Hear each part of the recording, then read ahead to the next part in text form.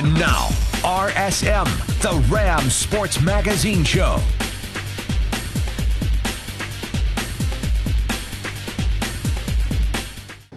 Welcome to RSM, Rams Sports Magazine Show. I'm your host, Anthony Keith. Now, it may be spring, however, I'm going to focus on the fall sports in this show. The football team had their annual green and gold game, and the volleyball team played an international team. So, I'm going to start things off on this show talking one-on-one with Steve Fairchild. This week I'm joined by head coach of the football team, Steve Fairchild. Now, Coach, over the spring, through your eyes, what was this spring practice like for you? Probably as productive a spring practice as we've had since I've been here. This is the first time we've had, 6, 7 starters on both sides of the ball coming back. We've got a quarterback that's played for the first time coming back. So just seemed like it went smooth, seemed like the kids were competing, and we had a good time. On Saturday, you mentioned this could be the best team you've coached. Why is that? What makes them so great? Well, again, I think we've got a lot of experience back. I think we're starting to develop more depth, more team speed. Again, the quarterback's back, so that'll help us offensively. And I think we've got a good group of seniors. I really like the leadership and the way the direction our football team's going this offseason. It's the talk of the town. Pete Thomas, returning quarterback. When I was first here, you could tell he was a high school boy, but he's turned into definitely more of a man. Aside from getting more of the reps, knowing the plays, what growth have you seen out of him? Well, just in specific areas now. He's, a year ago this time last spring, he's trying to figure out where to line up in the huddle. He's trying to figure out things like the cadence and so forth. So now having all those games under his belt, he's a little bit more able to explore some third down ideas, red zone ideas. He's able to do more at the line of scrimmage with us, getting us in and out of bad plays. So it's not bad. It's good for him. He's really coming along. Now, hitting on that depth, you've got 3 guys gunning for the running back spot, 10 different wide receivers to choose from. Does that make it harder to kind of name an official starter, or does that even matter to you? It doesn't matter right now. And again, we've got to develop. We're not game ready right now in any of those spots. But as we develop, I think those guys will compete to see who's going to be the guy we try to get the ball in their hands. So it's a good thing. It is so early, but how much can you tell about how a team will perform in the fall by their performance in the spring? Well, I think if you have a good winter conditioning program, which we did, if you have a good spring ball, you give yourselves a chance. We're a football team that needs to have a tremendous summer and a good fall camp. I mean, we need to keep coming. That's what good football teams do. But I like the way we're headed. I like the way we're working right now. How do you like those coaching changes, especially with the addition of Coach Clark? Coach Clark brings a lot. A very passionate guy. Been around some guys. Dave Wanstad has a great background, so he's helping us. We've shifted our staff, and we think those are real positive changes. So, all in all, I'm very pleased with what's going on in that area. Talking about that passion, that's very important to football. The players themselves talked about it all spring season. We feel more passionate. Through your eyes, do you feel like your players, they're stepping up? Do you see that passion there? Yeah, I do. And you can't play this game unless you've got that edge and not just trying to turn it on game day. I mean, you got to practice, and not just some of practice. You need the entire practice with that fire that you have to play this game well. And we've got to get it from everybody. We're still not there, but you can see it's a good thing happening. Another thing that may have added to the fire this season is the Players' Council.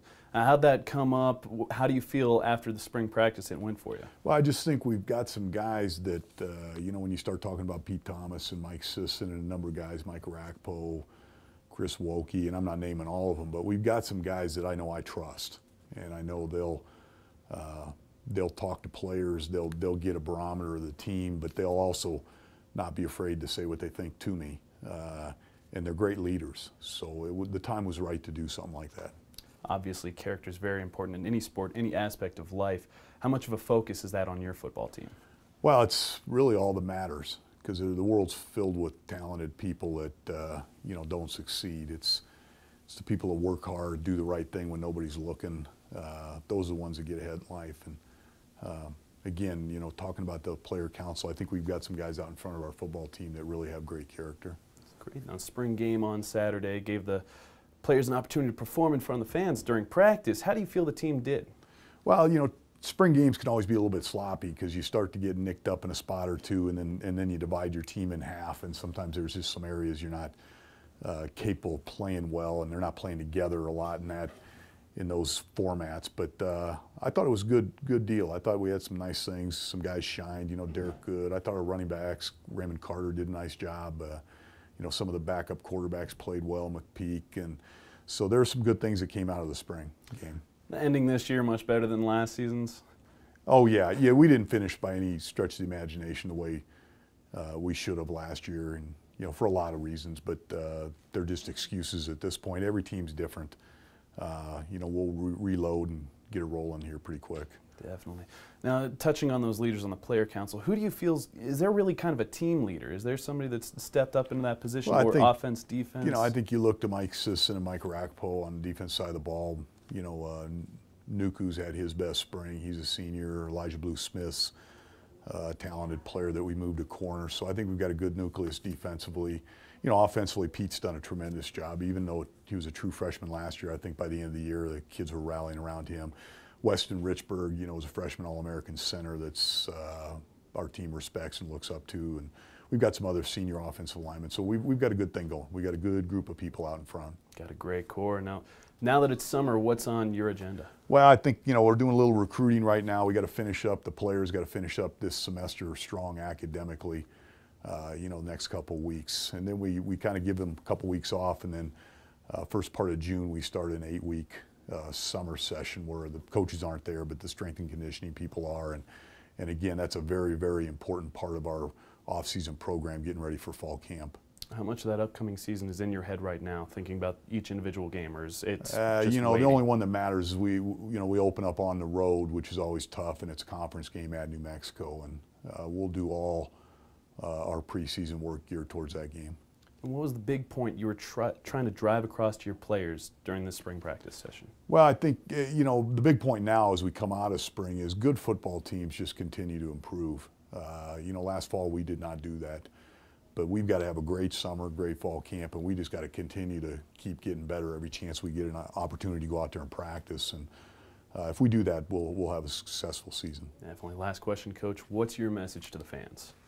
Well, I think we're doing the right thing. I really do. I think we've recruited well. I think we're training these guys well, and I think we should take a step forward this season. I think we're trying to build a program here that's sustainable. It's not a one-year deal, and there are some good young players in this program, and we'll continue to get better. Stay tuned, Rams fans, because coming up next on the show, I recap the green and gold game. You're watching RSM, the Rams Sports Magazine Show on Northern Colorado 5. It was perfect football weather on Saturday as the football team had their annual green and gold game, and it ended in a way nobody expected. Well, I thought they had fun out there today. That was the main thing we were looking for, just come out and play hard and have a little bit of fun with the spring game. We got a little bit of work done the early part of practice, and then had a game here that was sloppy at times, but I think, like I said, I think they had a good time. We'll start things off on Green's second series. They decide to line up for the field goal attempt. The kick went up, looks good, but it hit off the post.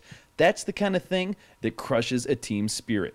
Gold team capitalized on that missed field goal and got into a rhythm offensively. It seemed like there was no stopping Derek Good's run game. On the next play, Jared McKay lined up at the QB spot, or it was Garrett Grayson wearing McKay's jersey.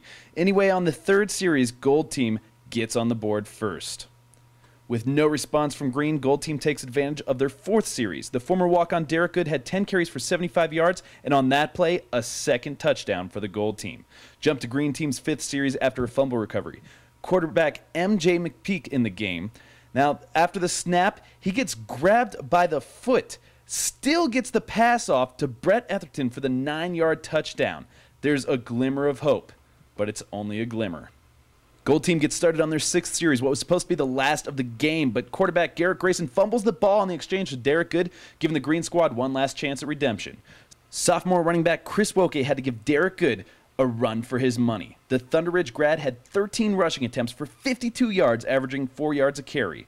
4 yards to go for the TD, handoff to Woke again. He decides to cut to the outside, then does what he's known for, hurdles a human being. It always looks better in slow motion. Hey man, what's with the leap? I mean, I don't know, it's kind of almost like instinctive. I always know those corners don't want to hit me up high, so they're always going to cut me, so I always tend to leap, you know, so. Coach says it makes him nervous. It does. I mean, one time I might get popped pretty good, but, you know, as of right now, you know, I kind of like doing it, making plays. You know, I'm just running instinctive, so, yeah. Then who better to punch it in for the touchdown than Woke? The green team decides it's all or nothing and tries for the 2-point conversion. And why not let the man who started it all finish it all? Chris Woke with the handoff cuts to the outside, and with the 2-point conversion, the green team wins 15-14. Oh, I have a great outlook. Our whole team is doing well, making plays, having great emotional feel for the game. I think we're going to have a great season. Just having fun and going out there and making plays and just, you know, have love for the game and not always be tensing up and just, you know, just having love for the game. So a little bit of controversy out there again this year? Yeah, absolutely. Everyone was not too happy on our side about Coach doing that, but it's okay. We'll get him next year, hopefully. I'll be in the stands, but, you know, got my little brother to watch, so that'll be fun. Definitely just a team attitude. We have a whole different attitude this year. Last year, I think we didn't come out with the right fire every game, and I think we have that this year. And I think we can even build on it a little more. And the games we did win last year, we played with fire and intensity, and we need to play like that every game this year.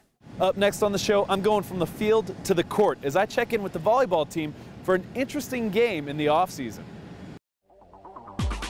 You're watching RSM, the Rams Sports Magazine Show on Northern Colorado 5. The CSU volleyball team may be in the offseason, however, they took on an interesting opponent earlier this week. Under international rules, the Rams took on Tianjin Bridgestone, a volleyball squad from China that is ranked as one of the top professional teams in the world. It's a novel experience for the players, a great experience for the players. It's a great experience for our fans. I really enjoy bringing this kind of thing to the fans here at CSU because they need to see it. More than 1,500 fans showed up for the match, including an entire section dedicated to Tianjin.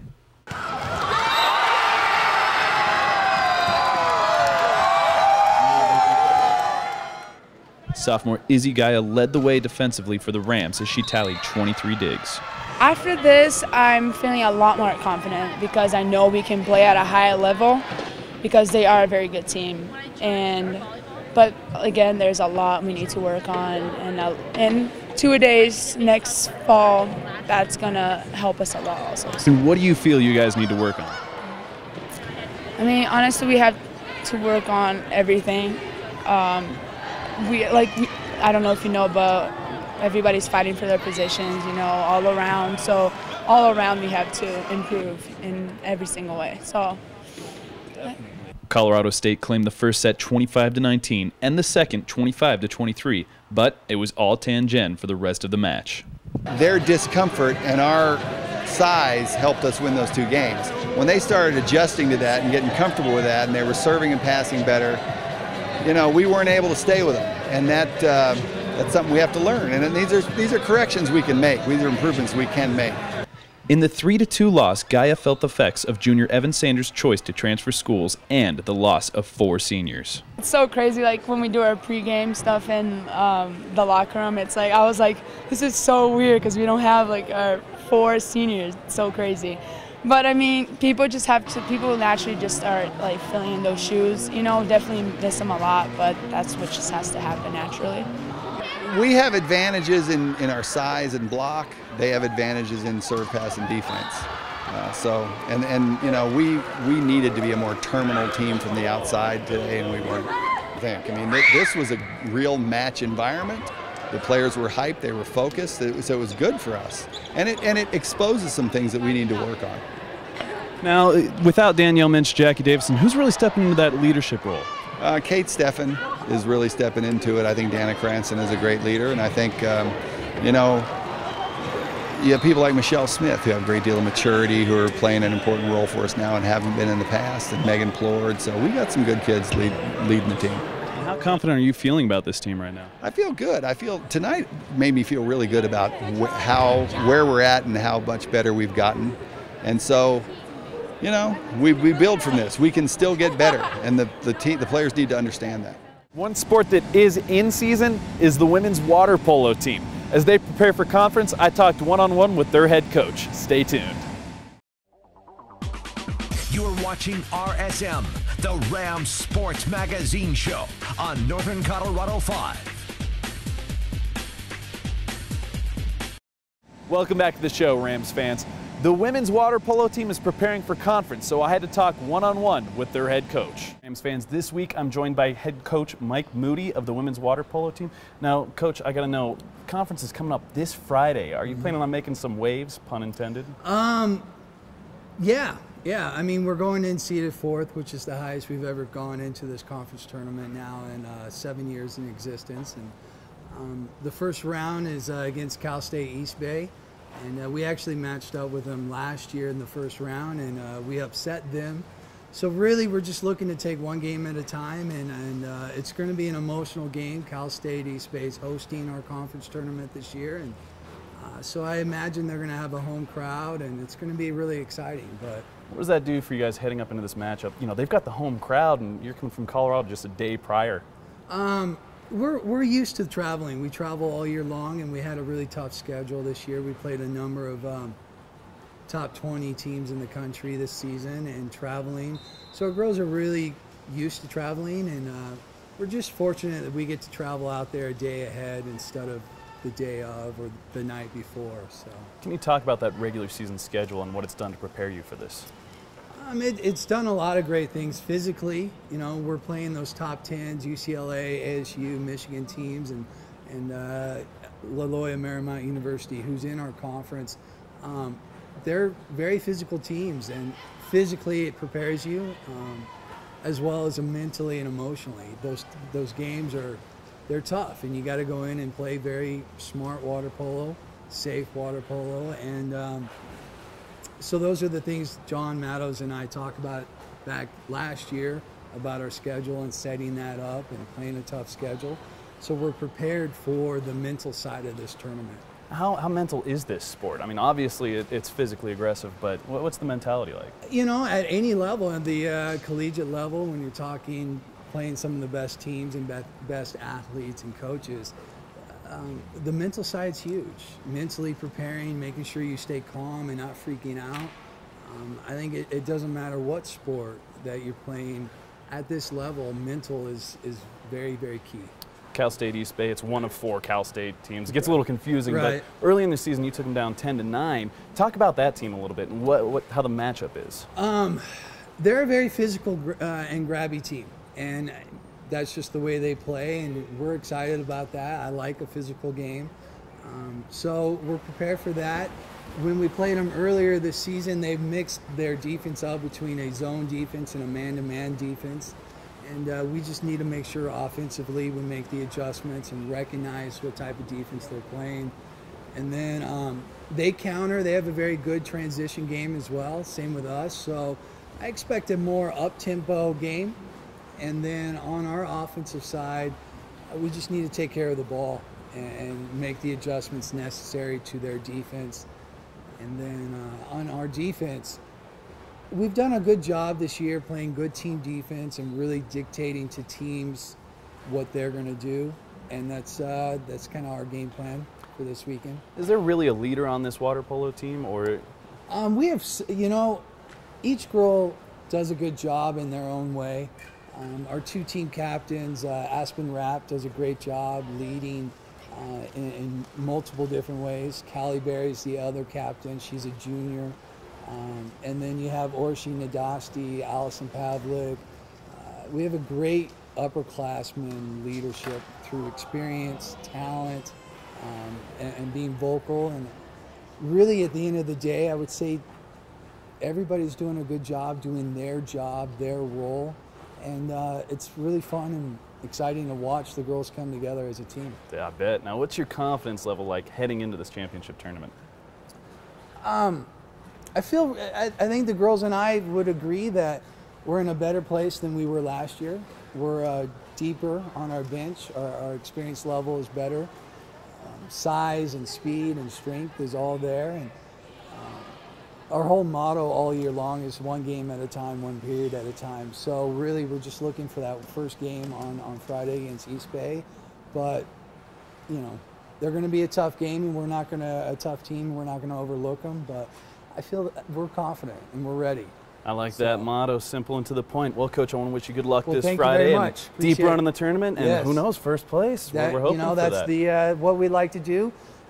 The winner of the tournament gets an automatic bid to the NCAA tournament 2 weeks from now. So that's awesome. I want to wish you good luck. That'll do it this week for RSM. We'll catch you next week.